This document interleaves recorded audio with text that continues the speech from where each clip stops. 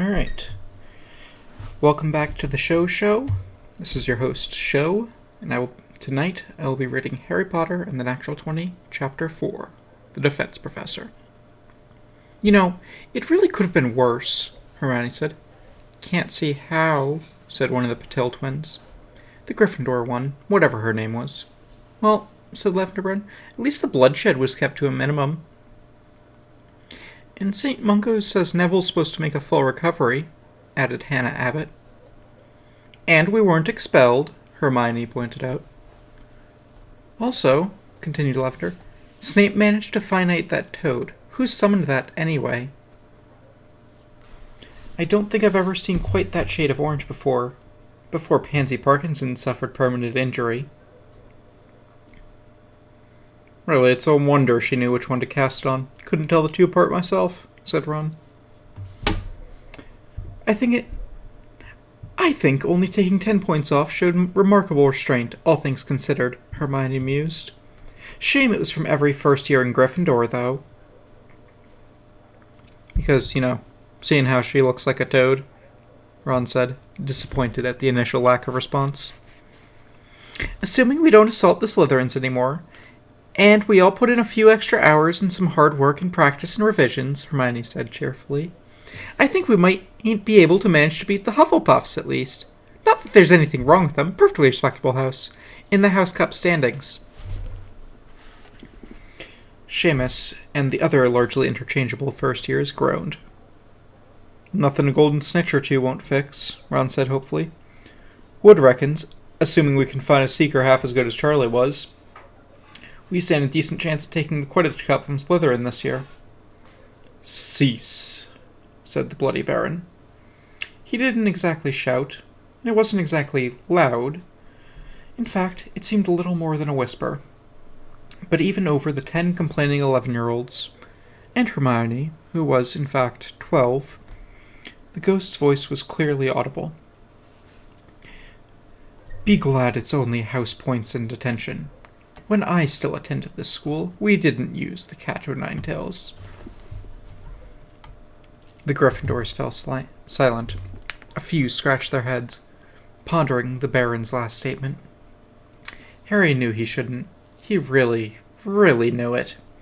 But he just couldn't help himself. He had to ask, Don't you mean you still use the cat o' nine tails? No. It was introduced by a weak, soft headmaster after Emmerich the Evil retired. By a Hufflepuff, as I recall, the Baron mused. Harry swallowed. If a nine-tailed whip was seen as soft enough for a Hufflepuff, not that there's anything wrong with them, to use instead of whatever they did before. The entire first year of Gryffindor was in detention, overseen by the silvery-colored ghost of Slytherin. Their task was simple enough on the surface. They had to keep the suits of armor that lined the halls of Hogwarts free of rust.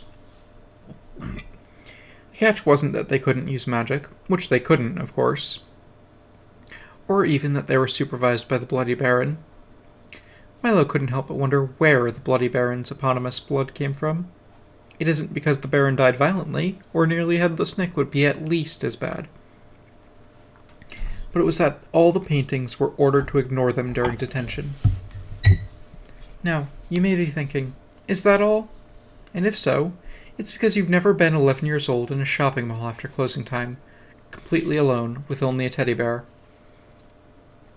Only in this case, the shopping mall has, at last count, and rounding up, a completely unknown number of floors. And the staircases move, as do some floors. One notable corridor appears to twist somewhere in the middle, and by the end of it, you're walking on stone and there's a carpet along the ceiling, but only on every other Tuesday, except on leap years. And the shopping mall is a castle, and that castle is Hogwarts, and your teddy bear is missing. It only took half an hour for Hannah, Neville was still in St. Mungo's, to vanish. Okay, the thing we need to do is not panic, Hermione said calmly, and search for her in a group. As long as we all stay together, we should be... Nah, that's rubbish, Ron interrupted. We're at a 4-way intersection, and there's still 9 of us. We can find her faster if we divvy up. Send 2 in every direction except 1, which gets 3. Faster we find her, faster we clean these ruddy statues. No, there's only 3 directions to go in unless we go backwards, and in any case, that's besides the point, because if we split, then we'll have to stop and go looking for you. What, just because you're so much smarter than all of us? Ron asked Ridley. For all you know, we could have to go to find you. That's exactly my point, Hermione shouted. So we're in agreement. We split up. No, Milo shouted. You never split the party. Never. You're one to talk. You got us into this mess, Lavender accused. Says the girl who lit Pansy Parkinson on fire, that Patil girl muttered. That cow had it coming, Lavender said defensively. She called me a cow. We're getting sidetracked, Hermione insisted. We need to find Hannah, and the best way to do that is to systematically search every room and hallway, as a group, that she could have got to in 10 minutes. That could take the rest of our lives, said Ron. Let's just split up and find her already. No, I'm telling you. Fine, how about a compromise? I'll split up with Harry, Dean, and Seamus. You and the others stay together. Coming, Harry? Harry gave an apologetic look and followed Ron and the others down the corridor on the right-hand side. Hermione sighed. Okay, well, the rest of us can start right on the left and work our way through. Who put you in charge anyway? Lavender asked. Parvati, Faye, and I can take the center. We'll have found Hannah and be back to cleaning statues while you're still organizing. Lavender shirt off, followed by a pair of witches. Parvati, Milo said. So that's her name. Hermione groaned. You know, sometimes I wish I'd been sorted into Ravenclaw, she muttered. This sort of behavior would never stand there. I don't suppose you have any tricks up your sleeve? Loads, said Milo. But Locate Creature is a 4th level spell, and I can only do up to 2nd. And unless Hannah's met an unfortunate end, Locate Object won't be able to find her. Huh, said Hermione. So you can find objects with magic, but not living things? Yeah, that's basically what I just said. Any unique object I've seen firsthand, or the closest one of a type of object. Find her robes, commanded Hermione. Milo paused. I think that's cheating, he said. Or at least bending the rules to the point of breaking. I like it. He imagined, as best he could, Hannah's robes in his mind. Easy, because they were exactly the same as the ones he and Hermione were wearing. Locate object. Hannah's robes. So where is she? Sort of between forwards and left, and up a little, now down, now up again. What? Any idea how far? Ooh, pardon me. Reading seems to be getting me gassy. No, except that she has to be within range of the spell. Ooh, wrong voice, completely. I might have to actually edit this one. No, except that she has to be within range of the spell. 560 feet at the outer limit. They decided to head left, based on the fact that it seemed to have as big a chance of being correct as forwards, and they didn't have to deal with Lavender and whoever those other 2 girls were. Wish Neville were here, Milo said. Why's that? Hermione asked as they walked. He was nice enough, for a boy, Hermione supposed, but he wasn't exactly useful. I'll see, if he were here, then he'd be the one who wandered off and got lost, and then we'd be looking for him, he explained, and not Hannah Abbott. You have a very unusual view of the world, you know that? So tell me, she asked slyly, why would you rather Hannah were here with us? Because then there'd be 3 of us, and we'd have a higher chance of making our spot checks. Our whats? Spot checks. You make them when, say, Peeves is sneaking up on you from behind. And I have a feeling we failed one. And why is that? Just a feeling I get sometimes. Wait, Hannah's moving. The spell stopped tugging him forwards and left, and abruptly started pulling more to the right, then down, rapidly. She's falling, he said, and depending on the distance, it might be pretty fast. We should find a professor immediately. She might be hurt, Hermione said. For once, I agree with you. But how are we going to find one? Face it, we're lost. Gah! Hermione said. There must be something we can do. What other spells do you know? Milo started listing. For an ordinary wizard of his level, there would only be about a dozen or so, but Milo was no ordinary wizard. He was an optimized wizard. And one extremely broken ability he traded the ability to make magical scrolls for allowed him to cast any kind of wizard divination spell. Spells for finding things, information, and people he'd heard of. He'd heard rumors that could be used for non-wizard spells as well, but Milo was unwilling to risk it. He knew the horror stories of what could happen to those who bent the rules too far. Suffice to say that the universe could be capricious. You can read people's minds? Hermione gasped, after Milo explained detect thoughts. You're a legimens! First of all, that's not a word. And second of all, only surface thoughts. There's a whole bunch of restrictions on it, too. Other than locate object, though, there's not much there to help us. Other than locate object, though, there's not much there to help us. A rather large amount of them seem to be focused on fighting, which can't be very useful. Milo chuckled slightly. Well, not today, maybe. We're completely screwed, aren't we? Unfortunately, Hermione said. She sighed and slid down a wall, sitting on the cold stone floor. If only we could ask one of these portraits for help. Might I be of assistance? Asked a timid voice. Behind them stood the erratic Professor Quirrell. See? Told you we failed a spot check, Milo muttered. Professor, you have to help us, Hermione blurted out. Hannah went missing and everyone ran off to go find her, and now we're hopelessly lost. We can't ask the portraits for help because we're in detention. She said the last three words slowly, as if her mouth found them strange and foreign. Milo shrugged. He'd never been in detention either. But then again, he'd never really gone to school before.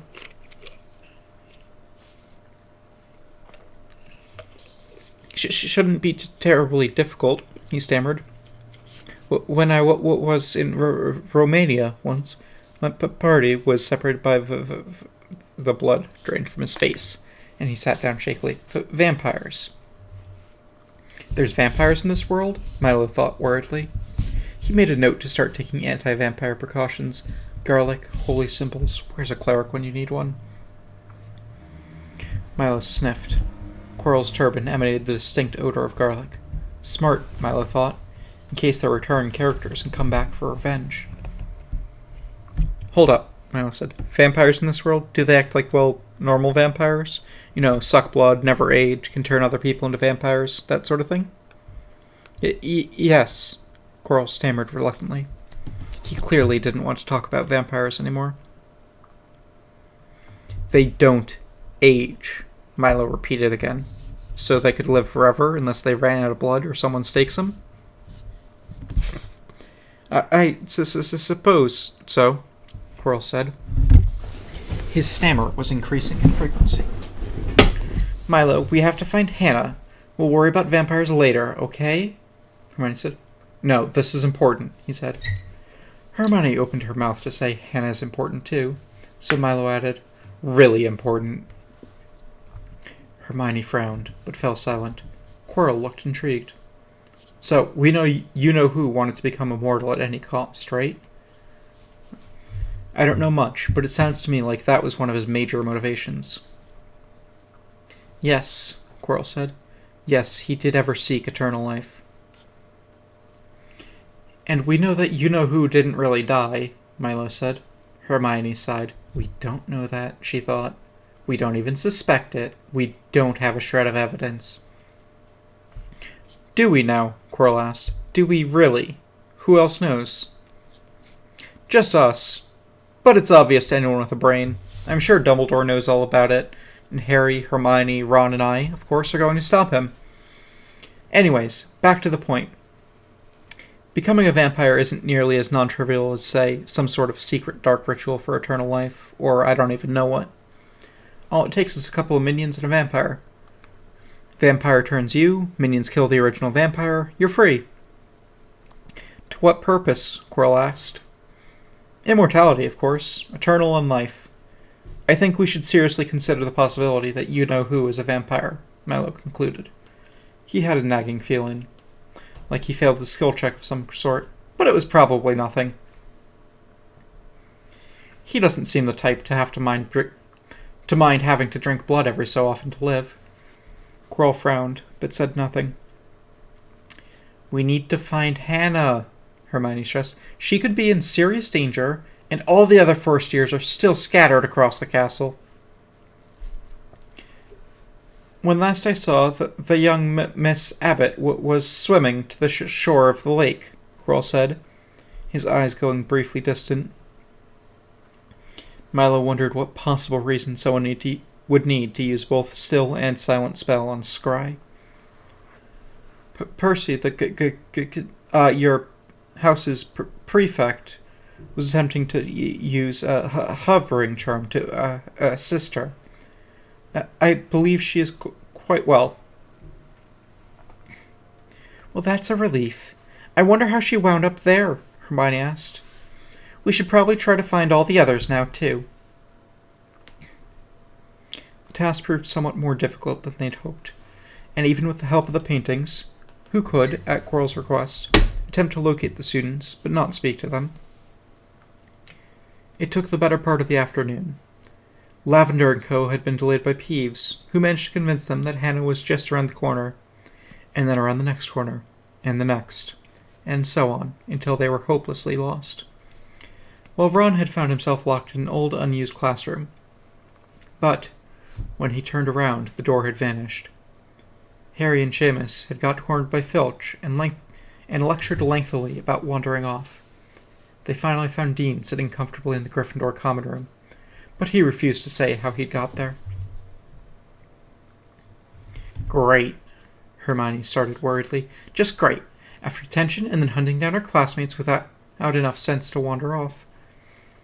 I haven't had the chance to even touch The Dark Forces, A Guide to Self-Protection for a whole day. I've probably forgotten everything, and Defense Against the Dark Arts is tomorrow. She's insufferable, isn't she?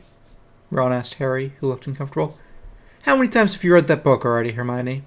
3, she said. Then the blood drained from her face. Oh my god, only 3. I'm not going to know anything. What if there's a quiz, or he asks me? I'm just going to stand there in front of everyone and not know the difference between a Grindylow and a Boggart. What in the name of Elminster's pointy hat is a Boggart? Milo asked.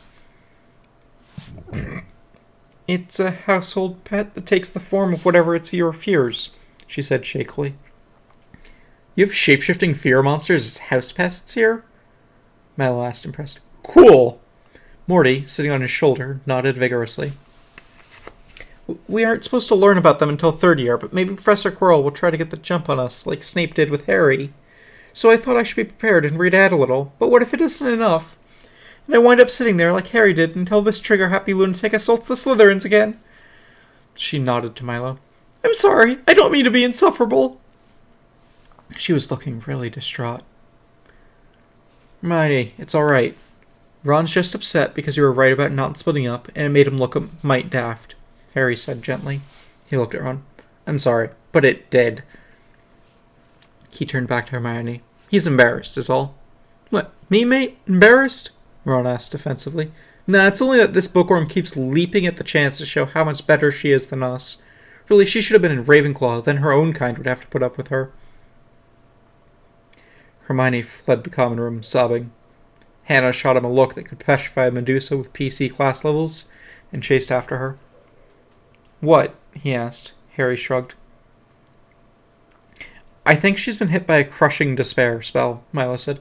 Maybe I should go find her and see if I can... No, Parvati Patil said. See if I can dispel her. He finished. Then she'd be fine. Don't even dream about it. Hannah will handle it. You stay here. Magic is not the problem. Ron, a word? She asked, sounding deceptively sweet. Yeah, in a mo.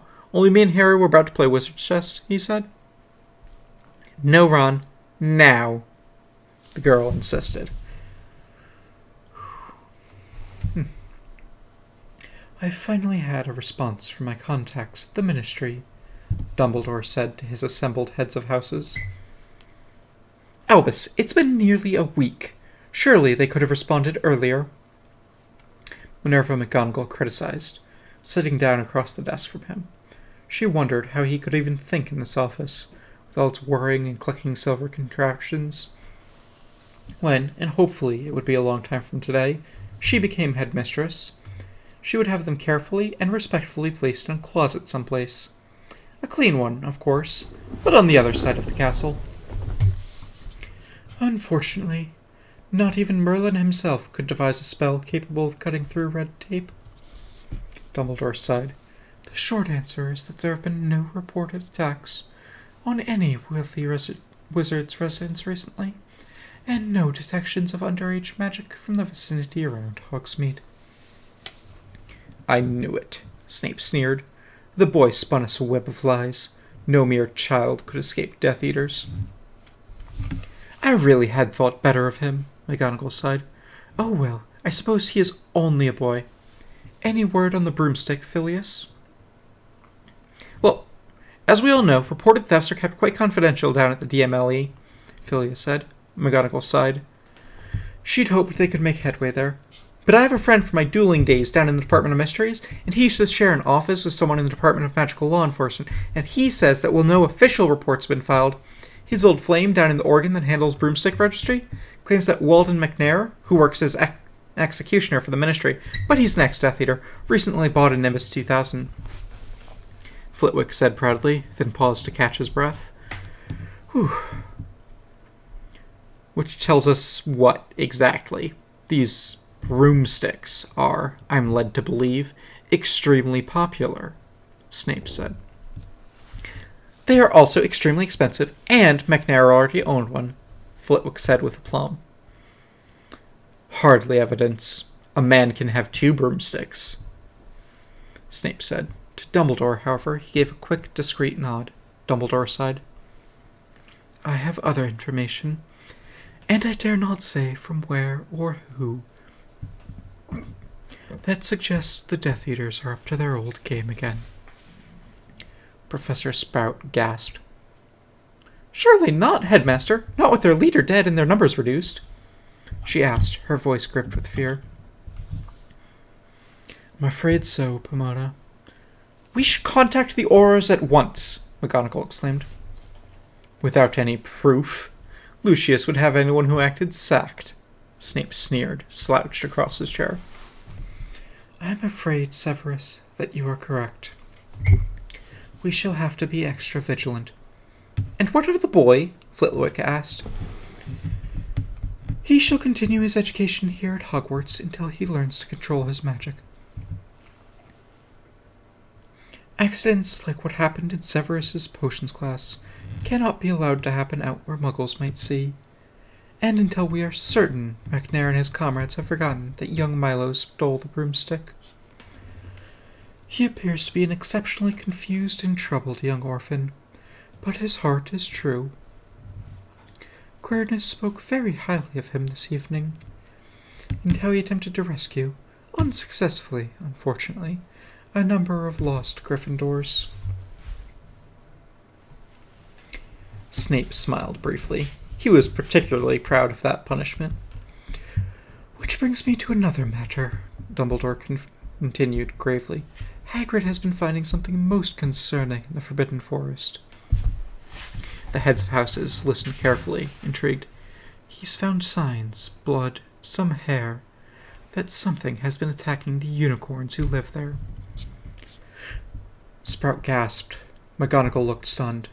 Flitwick shook his head sadly, and even Snape looked disgusted. Attacking unicorn was low, even by his standards. Hagrid has been unable to find whatever has been causing the attacks, but Quirrell has volunteered, as defense professor, to take over the investigation. He said that it was likely the work of some fell creature, or possibly even a powerful dark wizard.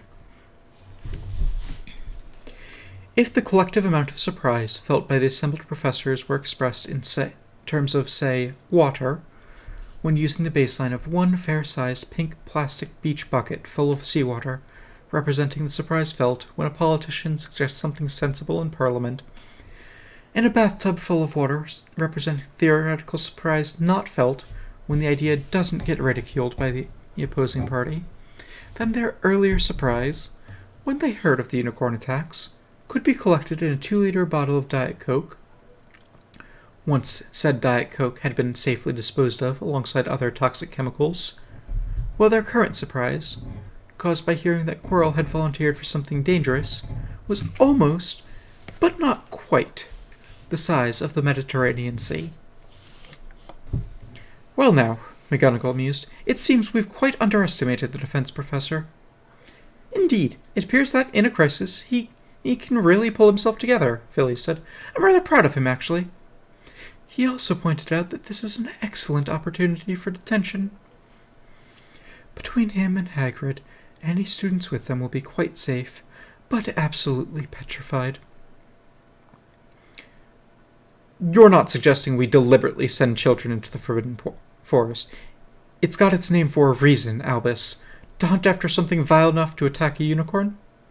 I, for one, rather like the idea, Snape said. Should make that boy think twice about attacking my students. I heard there's werewolves in the Forbidden Forest, Ron said when they heard the news. McGonagall had come to inform them that Quirrell had offered an alternate detention for Harry, Ron, Hermione, and Milo. And that while it was particularly awful, if they went, then the statue cleaning punishment for all the Gryffindors would be reduced. It's not a full moon, Ron, Hermione sighed. Wait, werewolves are real? Harry asked. Obviously, everyone knows that, Ron. They're as real as dragons and goblins. Dragons are real... No, never mind. If we do this, it counts against how many statues we have to clean. And after the last time, I think we want to avoid that. Harry said, I'm in. Same, and the experience alone will be well worth it, Milo said. And I can probably handle anything they throw at me. You're insane, mate. I'd sooner clean another 1,000 statues than set one foot in that forest, Ron said. I'm with Ron. Cleaning isn't so bad, and that sounds really dangerous, Hermione said. We'll be fine, Milo chimed in. Quirrell will be with us, and I, for one, like the cut of his job. And Hagrid will be there, Harry said. What's the worst that could happen? Oh boy, Harry. Everyone should know better than that. Everyone. Well, that was Chapter 4, The Defense Professor, of Harry Potter and the Natural 20. Thank you for tuning in, and have a good night. I'll be uploading again tomorrow. Thank you very much for your listening, and everyone, have a good night. Bye-bye.